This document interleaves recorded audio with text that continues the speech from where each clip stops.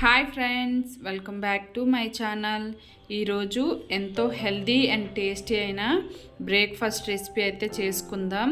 ఈ breakfast recipe ఇంకేదో కాదండి, పెసరట్టు అల్లం చట్నీ.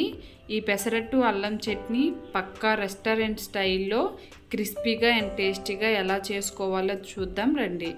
ముందుగా అయితే దీనికోసం నేను ఒక గ్లాసు గుళ్ళు పెసలు అయితే తీసుకుంటున్నానండి.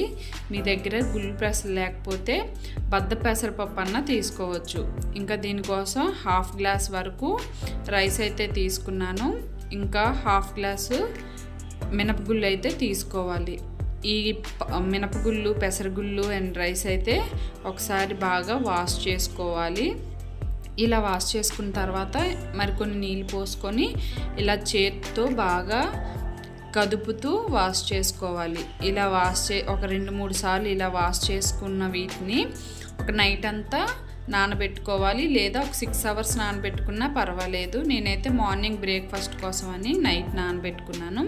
ఇంకా ఇలా నానిన ఈ పెసల్ని ఒక మిక్సీ జార్లో వేసుకొని అందులో 2 పచ్చిమిర్చి, కొంచెం జీలకర్ర వేసుకొని మెత్తని పేస్ట్ లాగా గ్రైండ్ చేసుకోవాలి. ఇలా గ్రైండ్ చేసి పెట్టుకున్న ఈ పేస్ట్ని ఒక బౌల్లో కలెక్ట్ చేసుకొని అందులో మన టేస్ట్కి సరిపడా ఉప్పు వేసుకోవాలి. ఈ ఉప్పు వేసుకొని ఒకసారి బాగా కలుపుకొని 5 నిమిషాలు పక్కన పెట్టాలి. ఇప్పుడు అల్లం చట్నీ కోసం 1/2 కప్పు అల్లం ముక్కలు, 1/4 కప్పు బెల్లం, ఒక 10 నిమిషాలు వేడి నీళ్ళలో నానబెట్టిన ఎండుమిర్చి ఒక 8, మన టేస్ట్కి సరిపడా సాల్టు, కొంచెం చింతపండు, కొంచెం నీళ్ళు అయితే పోసుకొని మెత్తని పేస్ట్లా అయితే గ్రైండ్ చేసుకోవాలి. ఈ పేస్ట్ని ఇప్పుడు పక్కన పెట్టుకొని స్టవ్ పై కడాయి పెట్టి అందులో కొంచెం ఆయిల్ పోసుకోవాలి. ఈ ఆయిల్ హీట్ అయిన తర్వాత ఇందులో కొంచెం ఆవాలు, కొంచెం జీలకర్ర వేసుకోవాలి. ఈ ఆవాలు, జీలకర్ర చిటపటమన్న తర్వాత ఒక ఎండుమిర్చిని అయితే వేసుకోవాలి.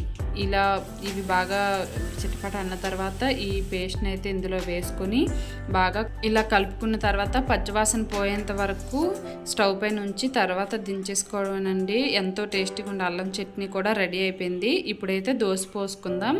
ఈ దోశ కోసం కొంచెం దోశ ప్యాన్ హీట్ అయిన తర్వాత కొంచెం ఆయిల్ పోసుకొని ఇలా వీడియోలో చూపిస్తున్న విధంగా మనకి ఎంత పలుచగా వీలైతే అంత పలుచగా ప్యాన్ మొత్తం దోశని స్ప్రెడ్ చేసుకోవాలి.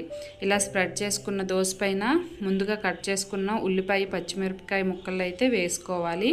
ఇవి వేసిన తర్వాత కొంచెం ఒక టేబుల్ స్పూన్ వరకు ఆయిల్ వేసుకొని క్రిస్పీగా ఫ్రై అవ్వాలి. ఇలా ఫ్రై అయిన తర్వాత దీన్ని ఫోల్డ్ చేసుకొని సర్వ్ చేసుకోవడమేనండి. ఈ పెసరట్టు బయట క్రిస్పీగా లోపల సాఫ్ట్గా చాలా బాగుంటుంది. నేనైతే మామిడి తొక్కు అండ్ ఇప్పుడు చేసుకున్న అల్లం చట్నీతో అయితే చేసుకున్నాను.